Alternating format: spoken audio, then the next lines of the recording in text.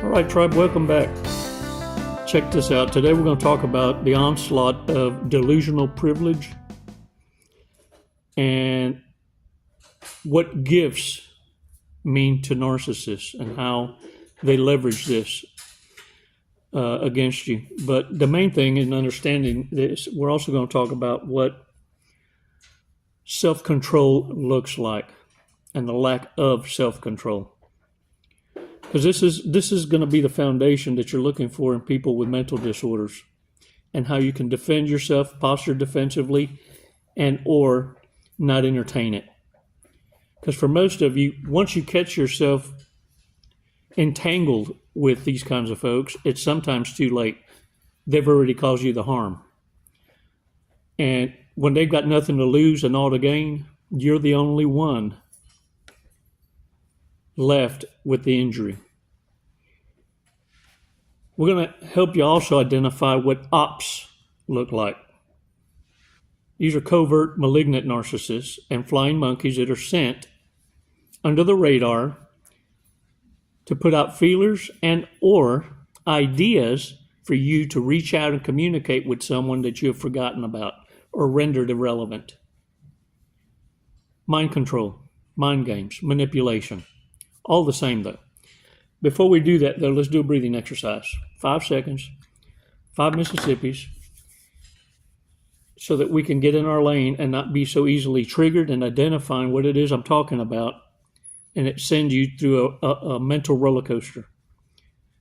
What I need you to do is take charge and start applying in baby steps what it is you're learning, what you're taking away. And also understand that this is coming from a place of experience.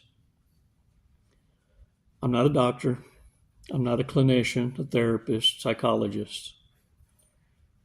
I'm one of those that's been rode hard, put up wet, and learned from those mistakes.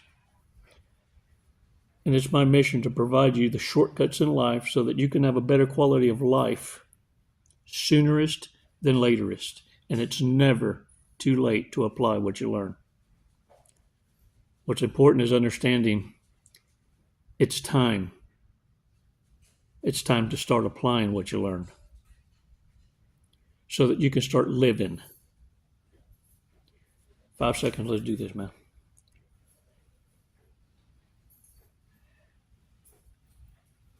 Release slowly. All right. Woohoo. Y'all forgot my coffee, but we're going to wing it. Narcissists use gifts for future leverage. And what it is for is because later it's going to give them the excuse to come back. Because what you need to get a grip on is this. For narcissists, sociopaths, psychopaths, gifts are transactions. For you, when you give a gift, it's without expectation because you understand to give a gift and have expectations, it became a business transaction, not a gift. For narcissists, a gift is transactional. In other words, it gives them leverage and self-empowerment to come back and ask for them back, to add another jab to the injury that they already gave you upon the discard. And the thing is, for narcissists, it gives them an ability to provoke you. Gifts also, for the ones that don't return and ask for them back, it's so that you have constant reminders and they get free real estate in your mental capacity to always think about them, and you don't realize that you're doing this to yourself because you're keeping little trinkets that they gifted you. And you wonder why you feel like you're ruminating. Why is it I can't shake it off? Why is it I can't break off this soul tie, this trauma bond? Well, it's because you're constantly subconsciously reminding yourself of the toxic asses that were in your life because of the little gifts that they were given to you. That's why it's so important to start over, get rid of them. The other thing is this. there's a whole generation of narcissists that have gone out and lived a life of everyone gets a trophy, participation trophies. There are no winners, there are no losers. Hell, even today, you can go to many sports for children, and they don't even keep score. Everybody gets an ice cream. No winners, no losers. And so there's nothing there to teach the younger people what achievement is, what reward is. It's all entitlement now. And the reason I say that is because y'all are going to notice an onslaught on the internet, on the YouTubes, on all these channels, the social media that's out there. You're starting to see an onslaught of what I call delusional privilege.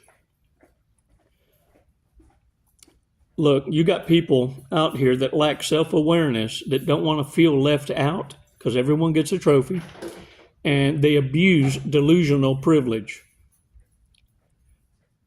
These are folks, look, for lack of better words, ugly people calling ugly people ugly. Self-elevating. Delusional privilege, because they don't want to feel left out. They want to be a part of a crowd and haven't done anything to better themselves. Haven't added value to society in the least, but have the most to say and have the greatest opinions. And the thing is, this lack of self-awareness is what it is you need to be paying attention to, because when narcissism screams, it's the loudest. They're the minority, but it seems like they're the majority because they're always running around looking to be offended. Now, the only thing that you can do against this is to render them irrelevant.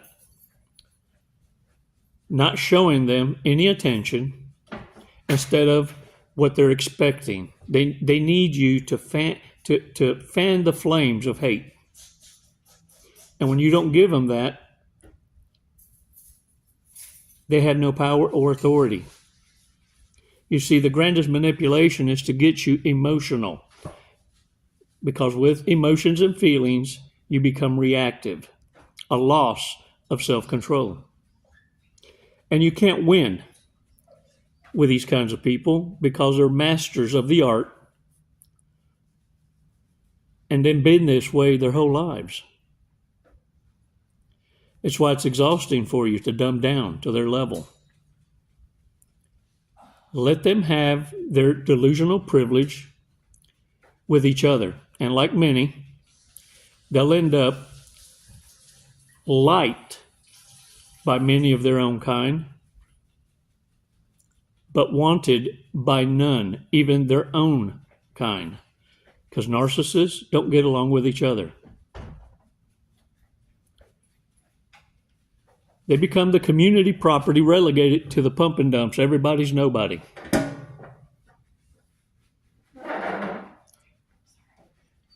And the thing is this, the telltale sign, the major red flag that we're needing to drive a point home in is understanding that having self-control and balance awareness gives you the strength against your own true nature. Wants and needs, separating those two.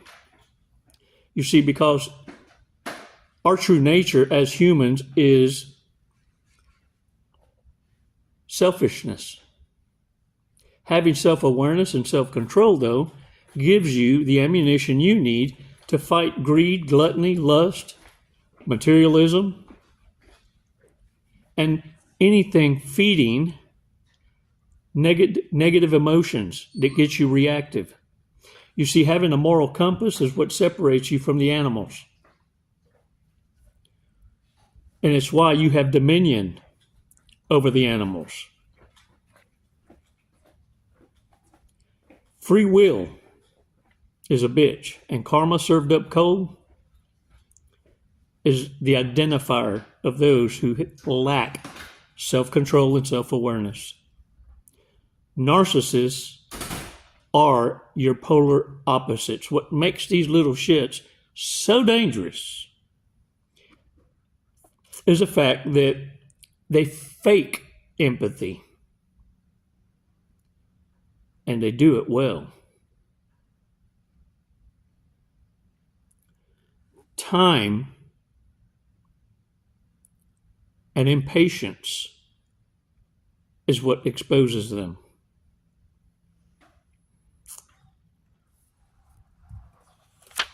I want to go over how you expose ops, flying monkeys, covert narcissists, malignant narcissists that operate under the radar for each other.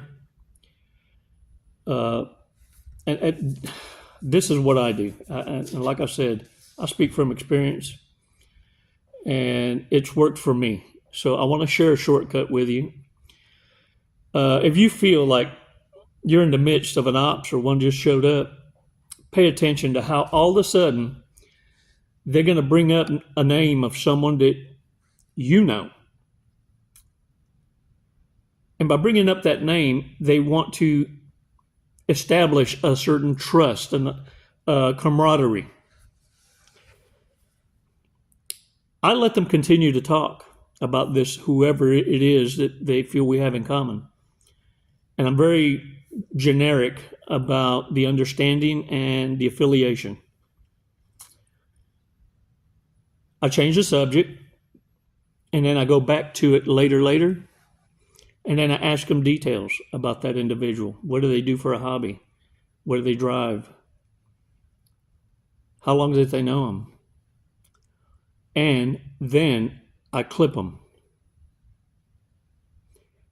Because if they know that one individual, then they obviously hung around with a circle, the same circles, and should know the names of others affiliated to that circle.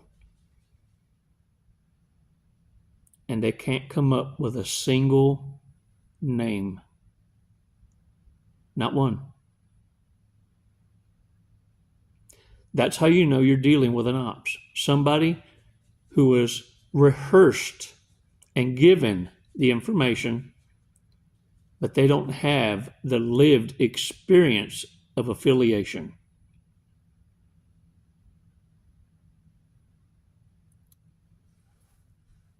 And you'll know you trump them when they directly want to change the subject and do something else, talk about something else, or something comes up and they need to exit left. This is how you know you've exposed an op. They'll seem and try to interject themselves as a familiar, and they're imposters.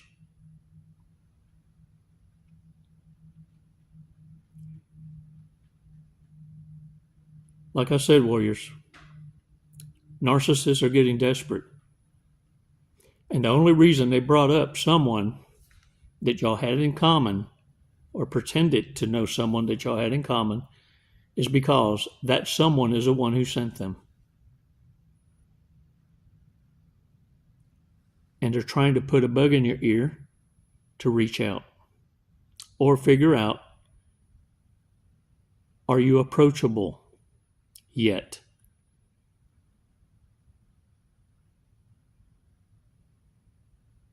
I leave them with nothing but Confucius. I'm neither hot nor cold.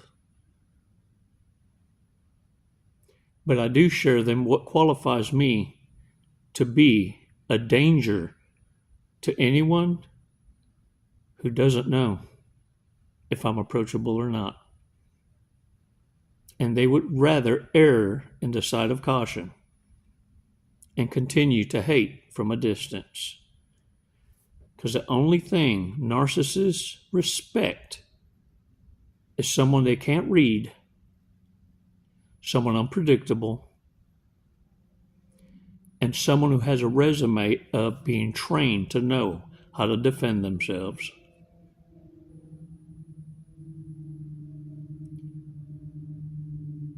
Warriors, I share this with you not so that you can become a vigilante out there in the world, but I share with you shortcuts so that you understand how you don't need to be living life in paranoia, panic, or stressed. There's ways to deal with narcissists by applying reverse narcology. Let them, in their own delusional privilege, torment themselves with the idea that they still have control over what they never had control over. Look, they can't even wipe their own ass, but they want to come tell you how to wipe yours.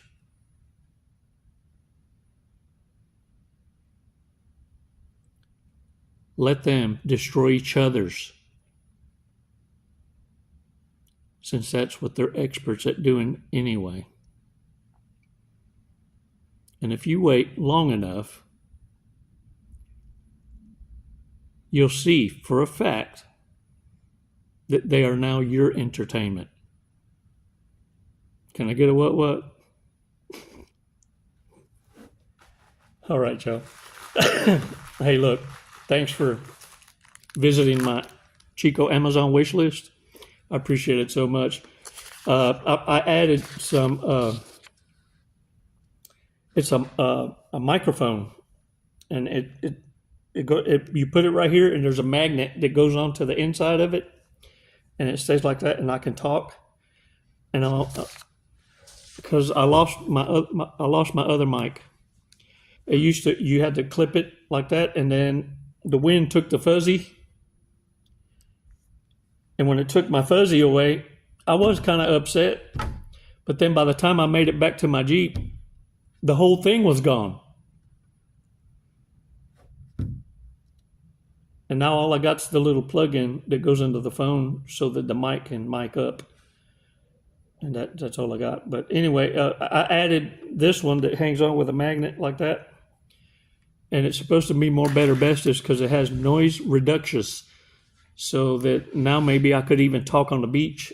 And hopefully I'll have to experimentations with it to see if it'll still be able to mic up or not.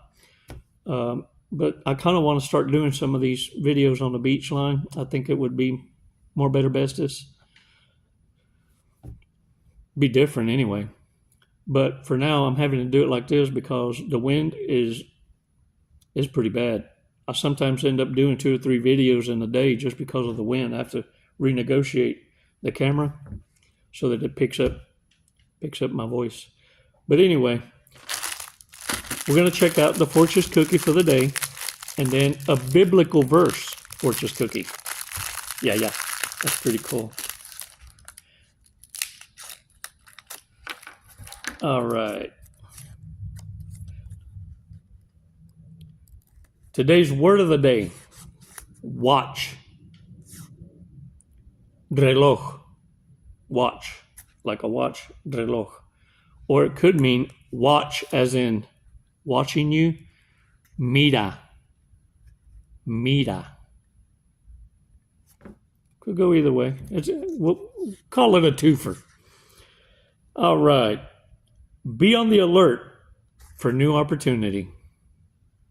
Man, as soon as you shake these deadbeats off your back, not only will you feel relief because you're getting all that extra weight off, but the opportunities are going to be everywhere. You just haven't been paying attention to them and looking at these things as opportunities because you've had your head on a swivel.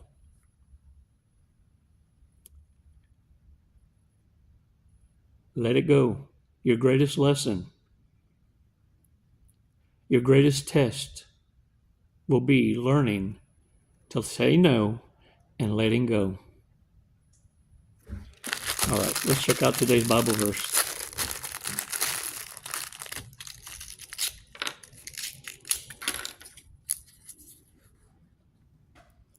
Without God, it is utterly impossible, but with God, everything is possible.